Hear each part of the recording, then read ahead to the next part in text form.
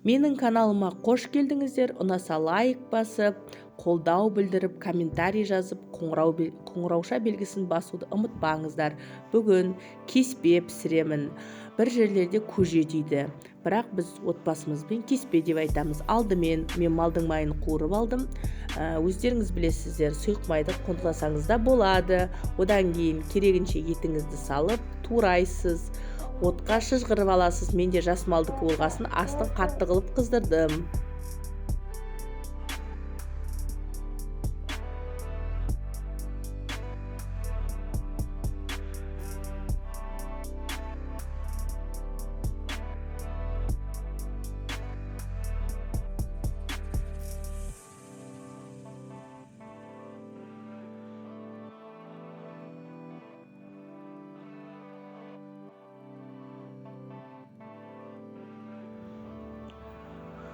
Әбден етіміз қуырылып болғаннан кейін чесногымызбен жуамызды салып жібереміз. Мен сарымсақты тамақта пайдаланғанды жақсы көремін. Өздеріңіз білесіз, ұнамасаңыз салмасаңыз болады.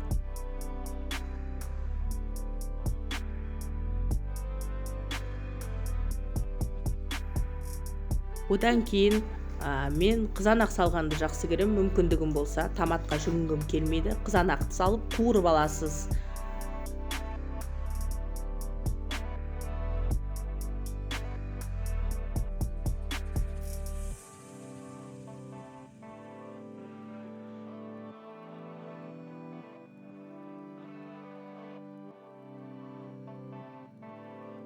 Бұл әбден қуырмашталып болғаннан кейін, қызанағымыздың түсі өзгергеннен кейін сәбізіміз бен картопымызды саламыз. Оларды да салып қуырмаштап аласыз.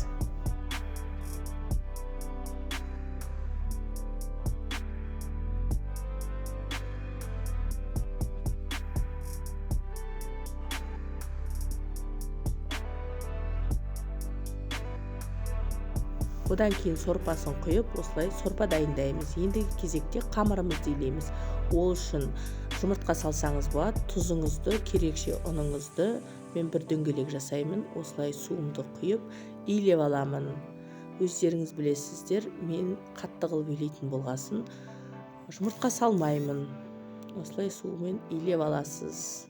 Қатты қамыр илегеніңіз абзал. Міне иленіп болған қамырым. Оны тағы тұндырып қоясыз. 10-15 минутқа қайтадан айналдырып илеп, қайтадан тұндырып қоясыз. Сосын қамырмен жұмыс жасау ыңғайлы болады. Қамырымызды тұндырып болғаннан кейін екінші кезек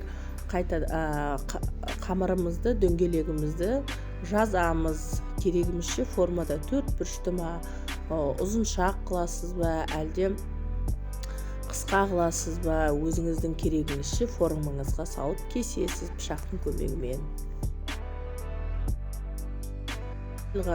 Жайылған қамыр жаймамызды мен осындай тіліктерге бөліп кестім.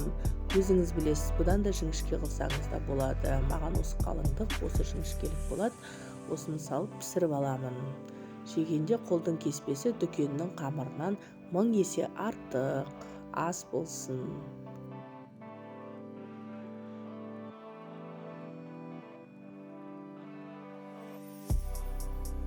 Мынау барлық бір дөңгелегімнің кесіліп болғаны, ішіне не салынады, құрамдарының бәрін описание бөлімінде жазып кетемін. Осылай ұн араластырсаңыз болады, шама келгенше ұн араластырмаған жақсы.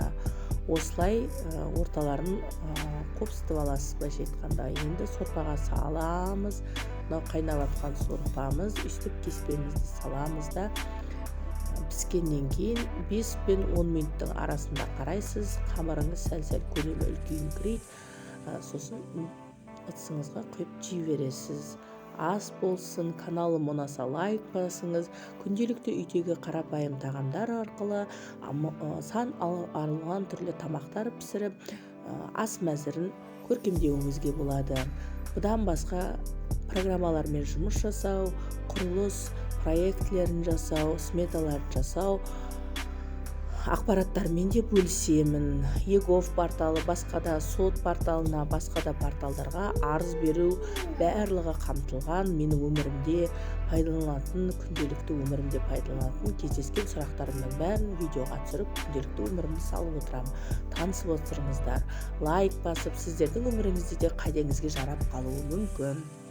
Ұнаса лайк басып, комментарий жасап, тіркеліп, қоңырауша басуды ұмытпаңыздар. Кереңізше ыдысқа құйып, осылай әсемдеп тамағыңызды жесеңіз болады.